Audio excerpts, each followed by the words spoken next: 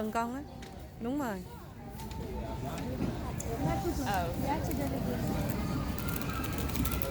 Con thả gần gần con á.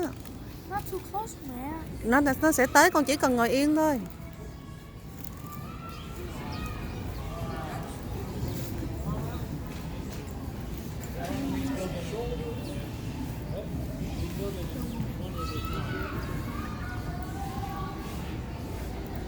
Đó, con chỉ cần ngồi yên, con đừng nhúc nhích nha. Rồi em tới em ăn à.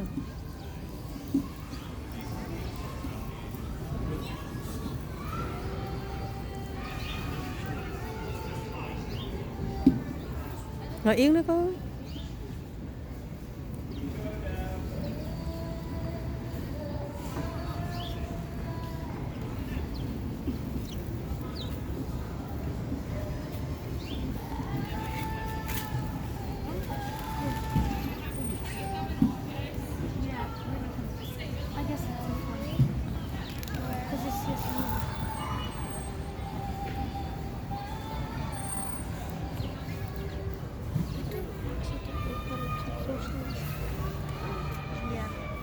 I have the feeling that you put it way too close to us, so it's not gonna open no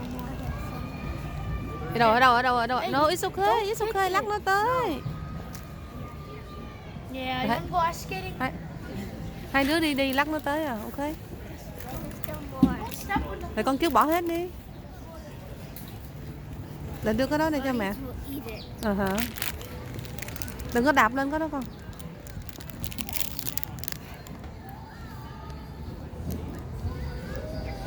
Nice kid. Thank you.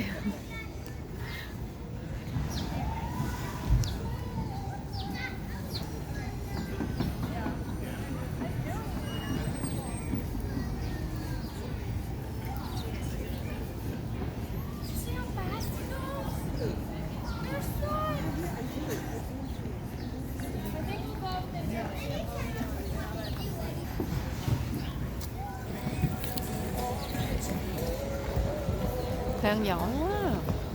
Con tập nhân Khang, con thả ra thấy không, từ từ anh Khang đi được lấy cho con.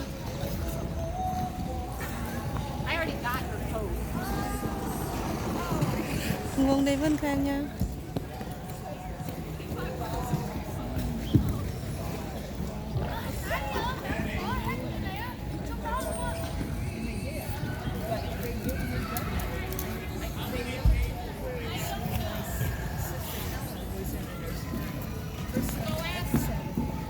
Từ từ thôi con, từ từ thôi con.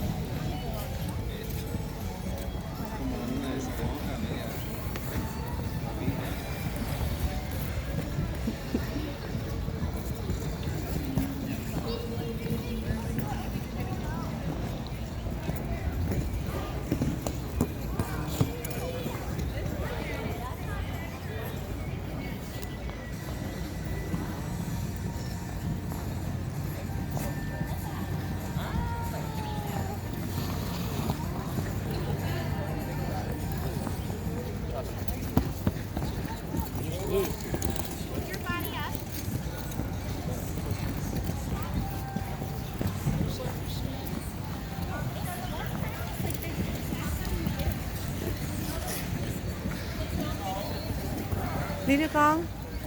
Con tập thả đi ra đi con. Yeah. Hai mẹ nói bây giờ con cứ sẽ đi siêu mà. We're getting some head sounds rồi. Đúng rồi. Ở đây mẹ dẹp cho. Con đi từ từ, con nhướng người ra trước nha con. Yeah. Bỏ tay.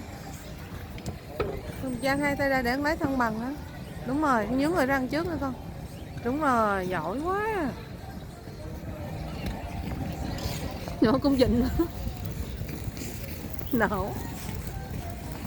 Sao vậy? Em sợ hả em? Em ơi. No. Em à.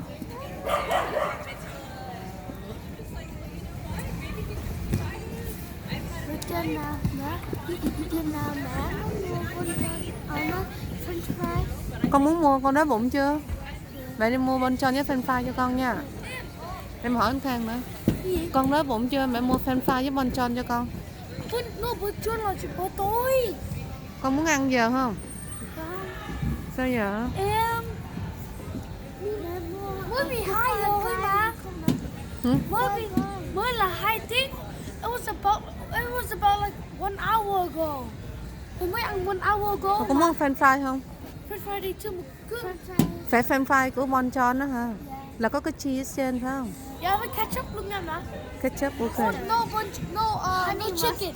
Honey mustard ok. No, Mẹ không biết họ có không? dạ. Hình như có. Mẹ. Thôi. No chicken là cho buổi tối nha. Ok.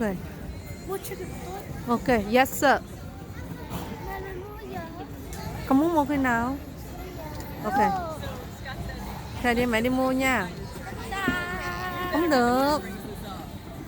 Mẹ đi về liền. Con đi từ từ đi, lát mẹ lại đó, ok? Yeah, hashtag talk.